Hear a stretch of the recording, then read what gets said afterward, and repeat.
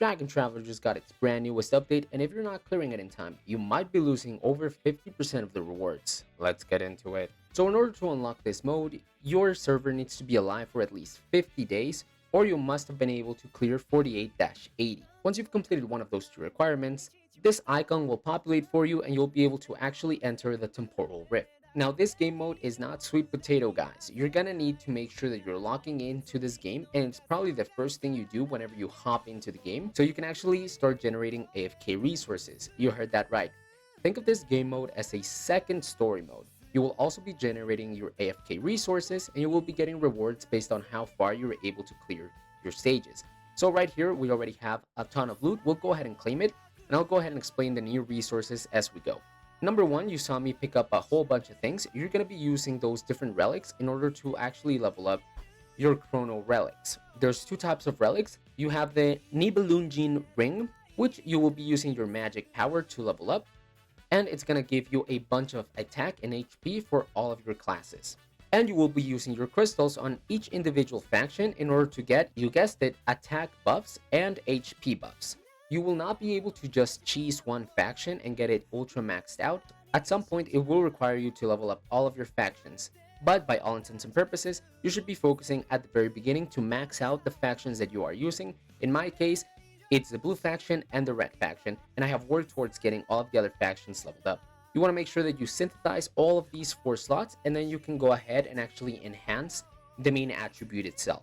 Biggest recommendation I would give you guys is to prioritize the attack nodes, which is the top right and the bottom left.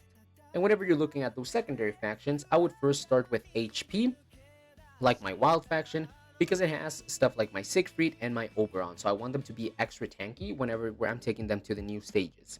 If you click down here on material, you'll be able to synthesize your excess relics into actual crystals, which then again you can use to level up the relics as we have just discussed. You want to make sure that you level all of these up so you can actually unlock the next tier and you can level them past level 4. Now I did mention at the beginning of the video that you could lose over 50% of your rewards, and this is exactly what I'm talking about. If you don't know how to get here, you'll have a massive golden ticket right here. You're going to click it and then you can see that you are on a timer. Now I originally thought that you could get all of these rewards, however that's not the case. You will be able to get the highest reward depending on how much time is left whenever you beat the stage. So for example, even though it looks like you could get almost 15 golden tickets and a bunch of this golden wishing stones, you will only be able to claim 1, and it depends on how much time is left for that specific reward to be claimed. For example, on day 1, I was not able to get it within the 24 hours, and it took me 72 hours to actually clear my stages. However, if you take more than a couple of days or weeks, you will only be able to claim 2 golden tickets and 5 measly horns when you could have gotten 5 golden tickets and 10 horns. So it's super important that you're constantly pushing this and that you're able to reach the peak so you can maximize your rewards. I highly recommend you actually try to push this because it's really hard to farm the golden tickets, and you will need to stock up a lot on these ones so you can actually level up your characters. Because if you've noticed in this game, diamonds are being used up all the time in order to get our golden clovers. So any way that we can actually accumulate the fated summon tickets, it's going to be an event worth doing. So make sure that you're stocking up on this. As you clear stages, as you unlock more days and clear more stages and get more powerful, you will get additional AFK rewards that you can put into investing into your actual class runes, very similar to the Oath system.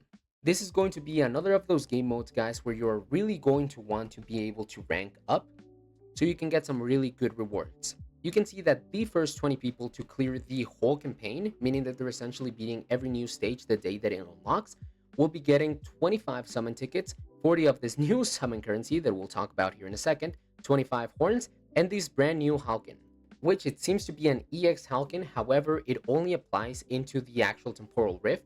The buff that he gives you will not be moving over into your other content types. You can see right here, it only gives you additional HP for the Temporal Rift specifically, and then the higher you're able to rank, you'll get more of those pieces and just better rewards. Realistically, as long as you're able to clear the whole event within the first 35 days, you're already going to be doing really, really good, because you'll be able to unlock the Hawkin and then get a bunch of summoning resources for your account. Now, I did mention summons. Why would you even want to summon? Well, because you want to actually level up your Genshin baddies, and you can actually level up their elegance, which will give you her character as a wallpaper, so that once you actually tap on the screen, they start doing some funky stuff. And how do you get that, you may ask? You get that from summoning in your artifacts. You will be using this potion-like resources that you can buy through the scrolls that you will be getting naturally through progressing the game and through your AFK rewards by just tapping here. However, there does seem to be a limit where you will only be able to actually farm up the purple ones. The golden ones do have only a 40 limit for gems and those little ruin maps. So in my opinion, it is worth it just because of the rewards that you're getting. Sure, you're spending some gems, but you're going to be getting a whole bunch of red ticket multis for your account. So this is definitely something you want to invest in. And again, you want to get your Genshin baddies up. Lastly, let's talk about actually progressing through these stages. You will inevitably get stuck. However, you do get a bunch of additional resources. So I would recommend you, whenever you go into speed up items, do not use all of these at once. Make sure that you're mainly using whatever you really need. So for example, I want to level up my main ring. So I'm going to be using some of these 1 hour mana bags. And then I'll use also my 1 hour crystal bags. So let me go ahead and confirm that.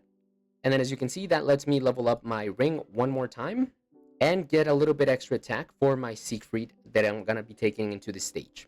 After that, go ahead and try to fight the stage in which you were stuck and see if that's enough power. If it's not, it's definitely worth it to go into your stash and use up more resources. So for example, you can see right here, I could not clear this a couple of hours ago, but thanks to the new AFK rewards and a little bit of extra resources that I did, which was about 8 hours of resources, I'm now able to push. And now all the other resources that I didn't use yet, I'll be able to use them later at a much higher yield. So do make sure that you're not wasting them.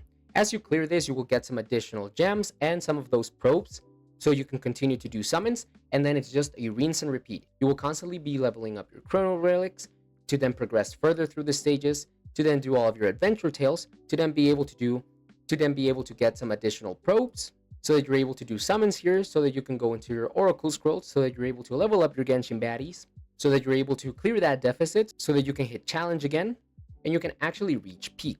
I'm going to go ahead and continue to progress through here, and then I'll see if I'm able to reach the peak before I end this video. So I'm getting my booty cheeks clapped on this final stage for day 3. However, this is an amazing time to let you guys know about the final mechanic I didn't tell you guys about, which is the weather mechanic.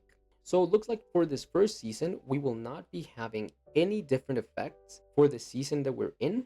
However, the weather will heavily impact how much your team actually is able to get buffed. As you can see, just because it's cloudy, all of my Sanctum Glory characters actually have a 50% increased attack, physical defense, and magical defense during the battles.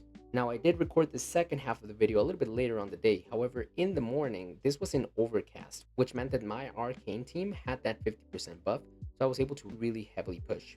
So just take that into account and just know that probably not every day will you be able to reach peak if you're not spending that much money or if you're free to play. Let's be completely honest. However, make sure to take advantage whenever the actual season comes out where you can use your strongest team and that team can get an additional buff.